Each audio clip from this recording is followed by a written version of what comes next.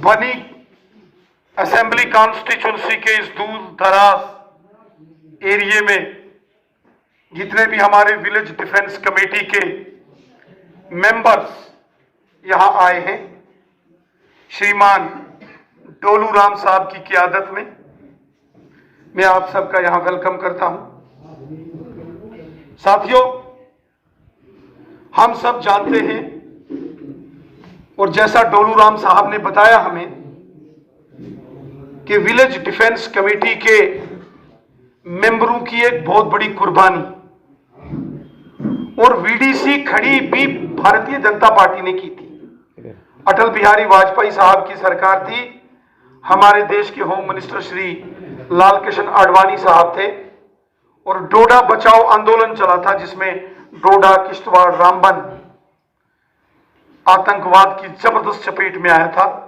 उसके बाद रियासी का गूल, अरनास, गुलाबगढ़, रजौरी, पुंछ और कठुआ डिस्ट्रिक्ट का ये बनी, बसोली, बिलावर, सांबा के कुछ एरिया, उधमपुर के रामनगर, चनैनी कॉन्स्टिट्यूंसी, उधमपुर के कुछ एरिए जब बहुत बुरे तरीके से मुतासर हो गए आतंकवाद से, दहशतगर्दी से, उस वक्त भारतीय जनता पार्टी की सरकार ने वीडीसी, विलेज डिफेंस कमेटी को बनाया था। और हम सब जानते हैं कि वीडीसी के मेंबरों की मेहनत, कुर्बानी, लगन और बलिदान के कारण यहां इन इलाकों से आतंकवाद को खत्म करने में हमें मदद मिली। फौज ने, आर्मी ने, पुलिस ने, पैरामिलिट्री फोर्सेस ने बीडीसी के साथ मिलकर आतंकवाद का सफाया किया। बीडीसी का बहुत बड़ा रोल रहा। बिना लालच के सब लोगों ने काम किया, पूरी रात गश्त लगाना, पेट्रोल करना, आर्मी के साथ जाना, एनकाउंटर करना, कॉर्डन करना। उन दिनों दूर दराज के पहाड़ों में सड़कें नहीं होती थी। आज तो मोदी साहब की वजह से, अटल बिहारी वाजपेयी साहब की मेहरबानी से आज सड़कें आई हैं। लेकिन उस जमाने में जब गांव की हिफाजत दहशतगर्दों से कोई करता था तो वीडीसी के लोग करते थे। जब तक आर्मी आती थी उनको बांध के रखते थे एक जगह, फिर आर्मी आके ऑपरेशन करती थी, सफाया होता था। और मैंने अपनी आंखों से देखा है। साथियों, हम लगातार आपकी परेशानियों को लेकर गवर्नमेंट को आगाह करते रहते हैं। पिछले दिनों हम सब जानते हैं, उसमें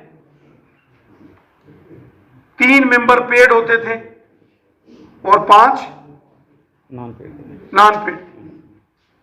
8 मेंबर की कमेटी होती थी, कहीं कहीं कुछ 6 भी होते थे, 6 3 9 भी होते।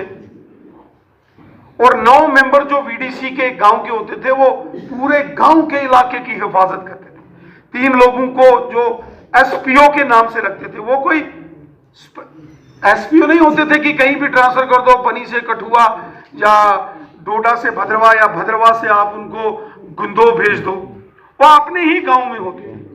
और एक अरेंजमेंट था कि 3 के नाम से जो सैलरी आएगी वो सब में डिस्ट्रीब्यूट होगी। लगातार कई साल ये काम चलता रहा। 22 साल। धीरे धीरे हमारे जो एसपीओज भाई हैं, पहले तो उनको 1500 रुपया तनख्वाह मिलती थी, फिर 3000, मोदी सरकार, हम लोग आए 6000, 12000, 18000।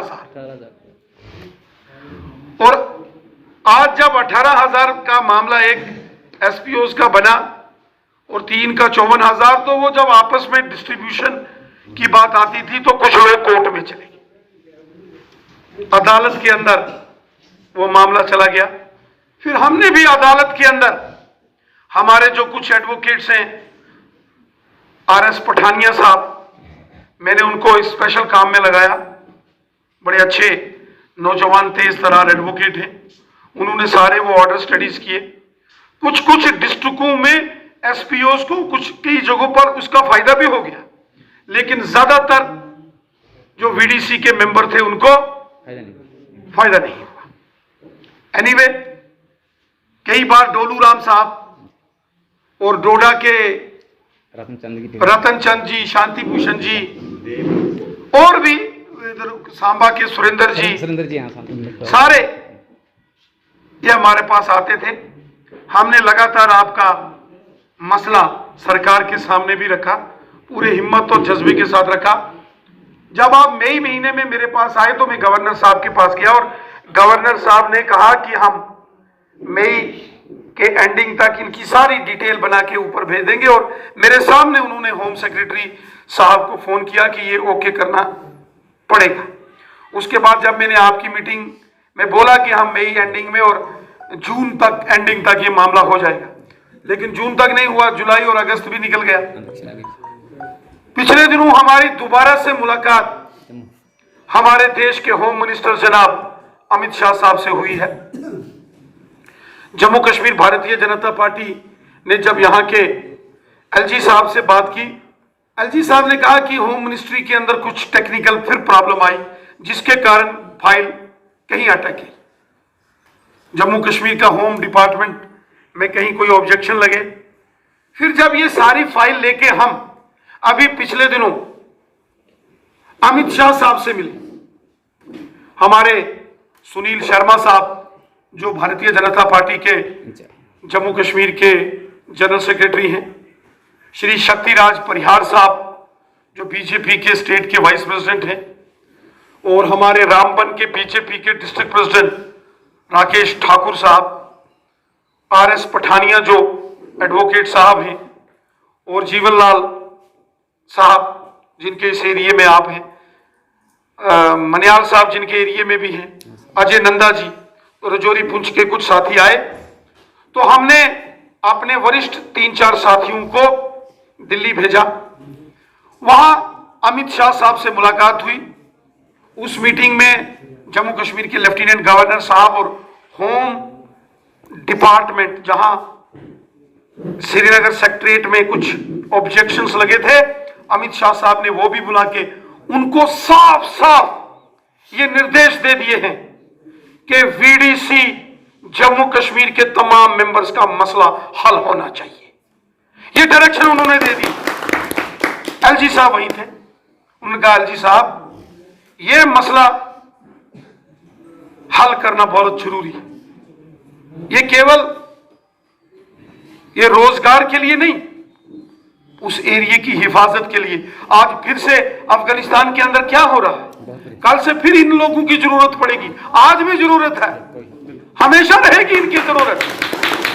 इसलिए मुझे पूरा यकीन है, जब हम सारे वहां गए, उसके बाद अभी जम्मू में मीटिंग की, आपको मैं यकीन दहानी देता हूं, अमित शाह साहब के सामने जब बीजेपी ने, हमारे साथियों ने, हमने, सुनील शर्मा साहब ने, शक्ति परिहार साहब ने, रणवीर सिंह पठानिया साहब ने, रामबन के बीजेपी के डिस्ट्रिक्ट प्रेसिडेंट राकेश ठाकुर साहब ने, और हमारे बीडीसी के जो बसंतराज जी हैं ठाठरी के, जब उन्होंने अपनी बात रखी, अमित शाह साहब ने हमें यकीन दिया है कि इसको जल्द से जल्द इसका मसला हम हल करेंगे, और यकीनन हम आपका मसला हल करेंगे। मैं आपको यकीन देता हूं।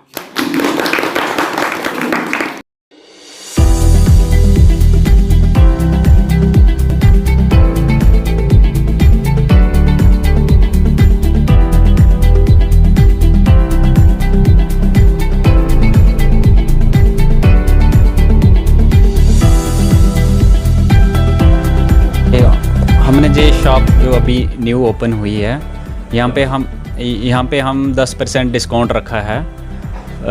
हमारे पास सभी स्टैंडर्ड की दवाइयाँ अवेलेबल हैं। हम 10% डिस्काउंट दे रहे हैं यहाँ पे।